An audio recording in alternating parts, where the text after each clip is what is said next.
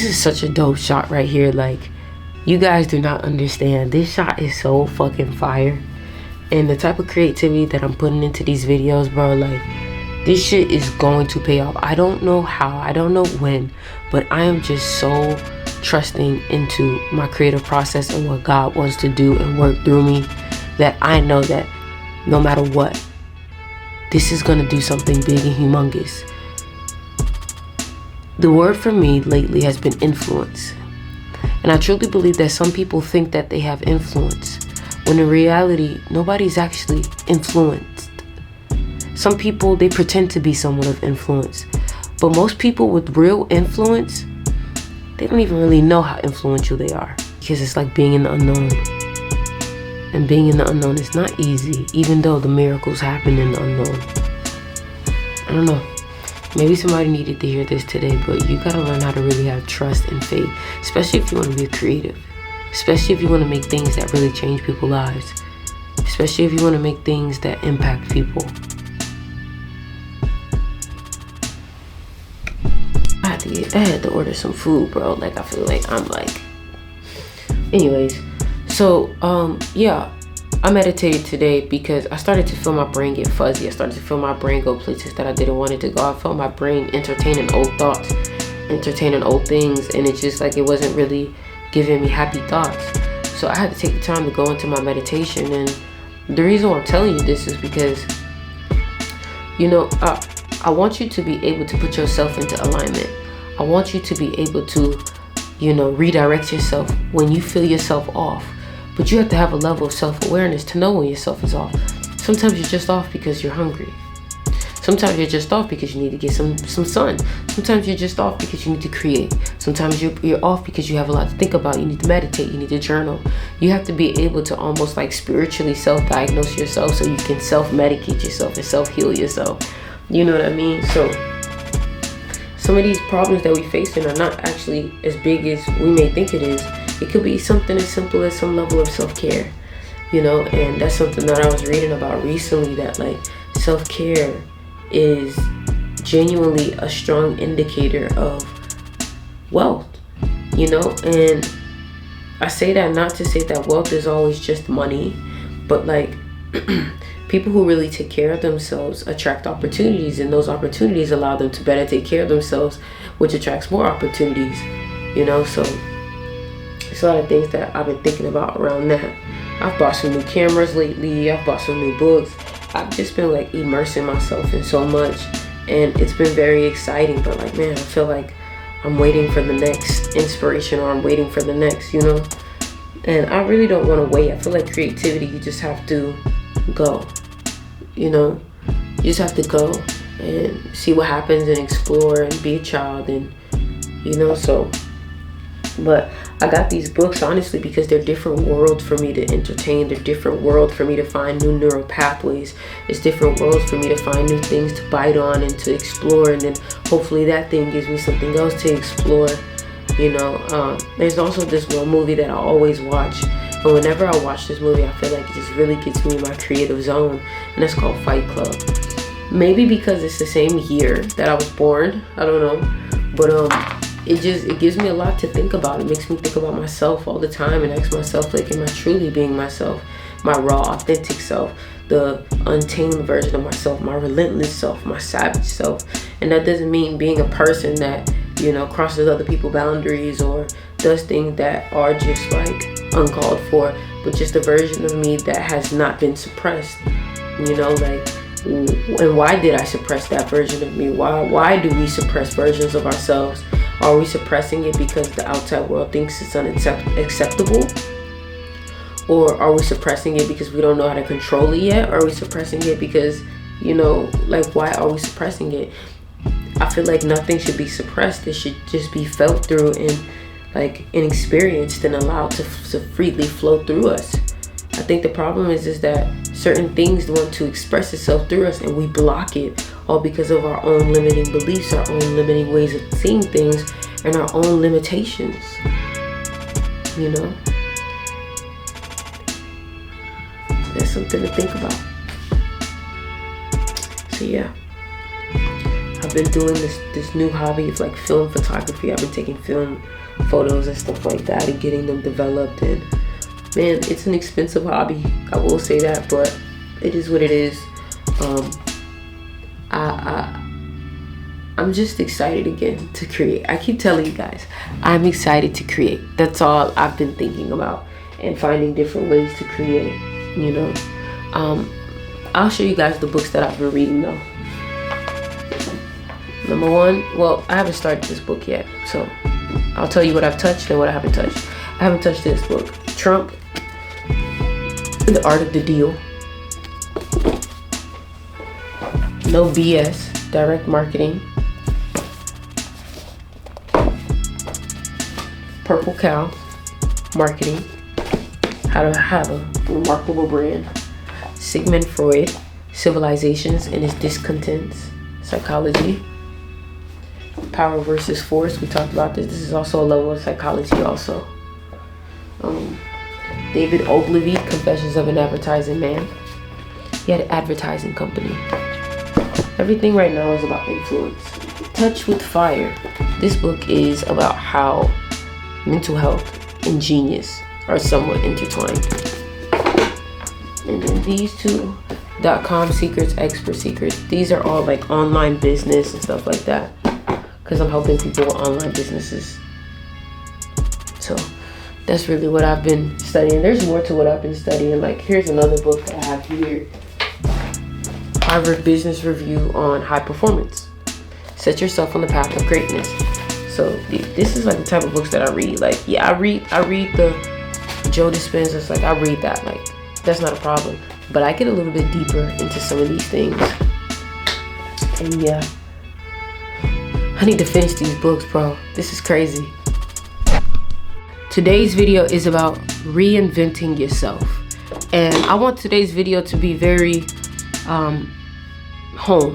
I want it to feel like you're talking to somebody that you trust. You're talking to somebody that's your friend, somebody that you look up to, somebody that you know, come to for guidance. And that's probably why you're here. Reinvention is not easy. Reinventing yourself is not easy. Becoming someone new is not easy. But I was thinking about something today, and it really dawned on me. You have to think about the way that you act when you're the version of yourself that you don't want to be. And once you can start becoming aware of who that is, then you can start working backwards from that and stop being that person. I had to realize today that I needed to get out of the way of the divine. I don't know who needs to hear this, but some of y'all are getting in the way. You are in the way, and you know, you have free will, so your free will will always come first, but you have to surrender yourself. You have to surrender the way you do things in order to truly have a level of success that will blow your mind. A miracle, a spiritual miracle. A lot of y'all don't know what the divine is because you don't allow the divine to work. You don't allow the divine to step in. The divine is not going to overstep you because guess what? You have free will. But today, I told myself, I was like, you know what? I'm tired of undervaluing myself. I'm tired of putting myself last. I'm tired of charging less than what I deserve. I'm tired of, like, I have to value myself. And what I decided to do today was I decided to speak on the things that I no longer was going to allow in my life. And simply the first thing that I said was, you know, I have been allowing myself to be undervalued. And I am done undervaluing myself. And what that did was, what that did was, it made me feel a tension in my heart, but it also made me feel relief. Also did my meditation today. And man, when I tell you that meditation is so important in today's, like in any day, but especially more in today's world or today's society because of how much social media is going on, and you have to be able to ground yourself in a reality like this. You know, sometimes we have to realize that everything is just perfect. But because we're so stuck on how we think things should be, we fail to realize the perfection in life in itself. And because we fail to realize the perfection in life in itself, we tend to not be grateful. We tend to always be desiring something, seeking something, wanting something. And I just have to realize that, like, I'm on perfect timing. I do not need to stress. Sometimes I try to figure out things like, oh, how should I do this? But I want to be like this. All I need to do is focus on the intention, the emotion, and surrender it to spirit. Surrender it to God. Surrender it to the Most High. And guess what? Life will fulfill itself. Life will create a life for me that I would have never been able to create for myself by myself. I needed the co-creator. I needed God. I needed the divine. But I had to start loving myself first the way that the divine loves me. And if I can love myself first the way that the divine loves me, then me and the divine will be on a perfect match. But the judgments, all of that, the reason why the divine doesn't judge is because it would only be judging itself. You know? And I do all of this studying, I do all this work, I do all this self-reflection. And sometimes I wonder if it'll all matter. Like, it'll all matter. You see that? I wonder if it'll all matter. But then I started to realize, of course, it will matter. It will matter. Excuse you, Cleo. Of course, it will matter. And it will matter because what I'm doing internally will turn into matter. And when you start to think about things like that, you start to have a deeper understanding about life. You start to have a deeper understanding about your inside. You know, I made a video or a live the other day and I was talking about income. You know, if you want the money to come in, you have to fix your income. The income starts within, inside, your internal. Your inside matters. Your inside matters.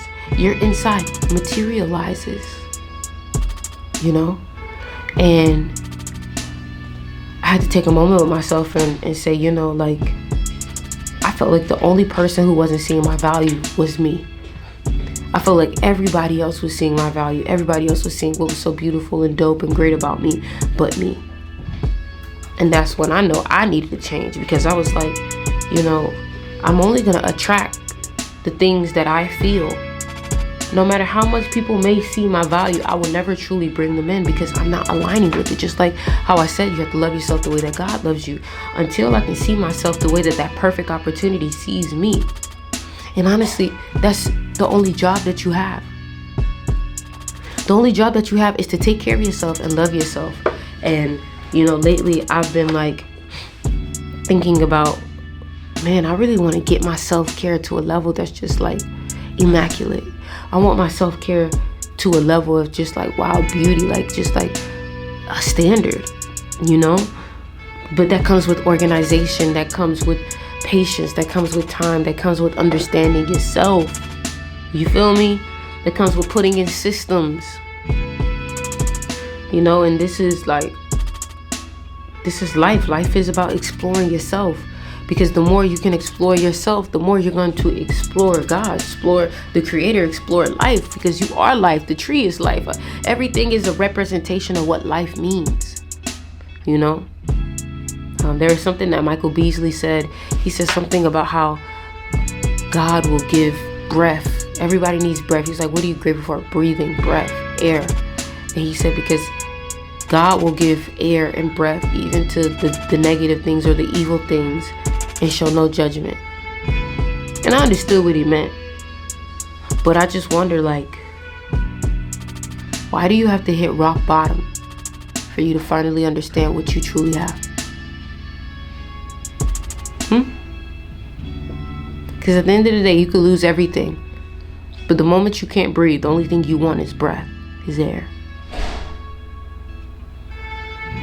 And talking about this makes me want to slow down, take a step back, be more grateful about the things that are in my life, be more grateful about who I am, be more grateful about where I am, and be more grateful about just the fact that I woke up today.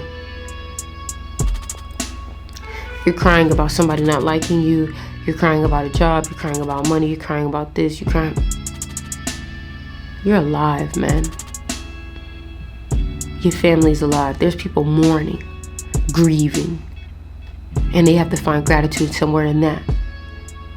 There's some people with nothing, and they have to find gratitude within that. And you have everything, and you're struggling to find gratitude in that. You could be living at your parents' house. There's some people wishing that they can even go by their parents' house. There's some people wishing that they could even be cool with their parents. There's some people wishing that they had parents. There's some people that had to parent themselves. There are some people that dread a call from their parents. And you're judging yourself for living with your parents. Living with your parents is a blessing. Be careful with this whole social media shit, man. It's dangerous. It's dangerous. You have to have,